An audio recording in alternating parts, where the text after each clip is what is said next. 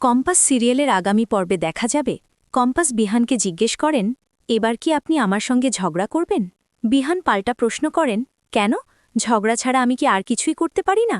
শোনো, আমি তোমাকে একটা সিরিয়াস কথা বলতে এসেছি। ওই মহিলাকে যখন তুমি আলাদা করে ডিএনএ টেস্ট করাতে দিয়েছিলে, তখন তো তিনি বলেছিলেন যে রেজাল্ট ম্যাচ করছে না। তাহলে এখন কেন তিনি অন্য কথা বলছেন? এর পেছনে কারণটা কি হতে পারে? কম্পাস সাই দিয়ে বলেন, ঠিক এটাই আমারও প্রশ্ন বিহান স্যার। এই কারণেই আমি দিদিভাইকে বলেছি সাথীর ওপর কড়া নজর রাখতে।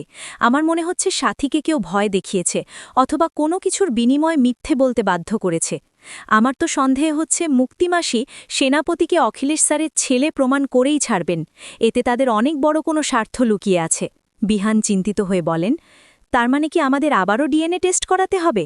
কম্পাস উত্তরে বলেন, না, এখনই তার কোনো দরকার নেই। আগে আমাদের এটা বের করতে হবে যে মুক্তিমাসি কেন এমনটা করছেন।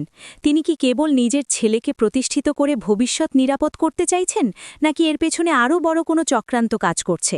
এই পরিবার এখন যেসব সংকটের মধ্য দিয়ে যাচ্ছে, যেমন আমাদের মধ্যকার সমস্যা, মোনা ম্যাডামকে টেনে আনা, কিংবা অখিলেশ স্যারের ওপর সেনাপতিকে চাপিয়ে দেওয়া, এই সব কিছুর পেছনে কি ওই বিশেষ ফর্মুলাটাই দায়ী? ডিকের কথা ভাবতে ভাবতে কম্পাস চুপ হয়ে গেলে বিহান বলেন, কি হলো, হঠাৎ থেমে গেলে কেন? বলো। কম্পাস সামলে নিয়ে বলেন, না কিছু না, ভাবছি আমার ফর্মুলাটা হাতানোর জন্য ওই ডিকে আর কি ফোন দিয়ে আটতে পারে। কয়েকটা দিন মুক্তিমাসি আর সেনাপতিকে একটু আনন্দ করে নিতে দিন। সামনেই এআই কনফারেন্স, যেটা আমাদের কলেজের জন্য অত্যন্ত গুরুত্বপূর্ণ। আগে ওটা মিটে যাক। কনফারেন্স শেষ হলে আপনাকে সব দেখাবো। ততক্ষণ ওরা ভাবুক যে আমরা সবকিছু বিশ্বাস করে নিয়েছি। নিশ্চিন্ত থাকলে ওরা নিশ্চয়ই কোনো না কোনো ভুল করবে। আপনি একদম চিন্তা করবেন না। এই পরিবারের বিরুদ্ধে কোনো ষড়যন্ত্র আমি সফল হতে দেব না। আপনি আমাকে নিজের ভাবুন বা না ভাবুন, আমি কিন্তু এই পরিবারকে নিজের মনে করি। তারা আমাকে আশ্রয় দিয়েছে, বিপদ থেকে বাঁচিয়েছে। এই পরিবারের ক্ষতি হওয়া মানে আমারই ক্ষতি হওয়া। শুধু আমার ওপর একটু ভরসা রাখুন। এরপর কম্পাস ঋতুজাকে উদ্দেশ্য করে বলেন, মা, আমি তোমাকে বলছি এসব মিথ্যে।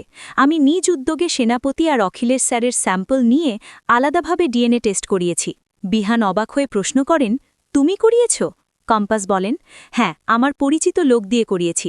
সেখান থেকে কনফার্ম করা হয়েছে যে ডিএনএ রিপোর্ট নেগেটিভ এসছে।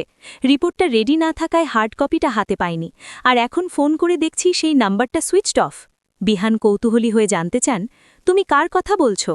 কম্পাস উত্তরে বলেন, সেখানে কাজ করে এমন একটা মেয়ে। একদিন রাস্তায় তাকে সাহায্য করেছিলাম বলে সেও আমাকে এই সাহায্যটুকু করেছিল। মা, দয়া করে আমার কথা বিশ্বাস করো।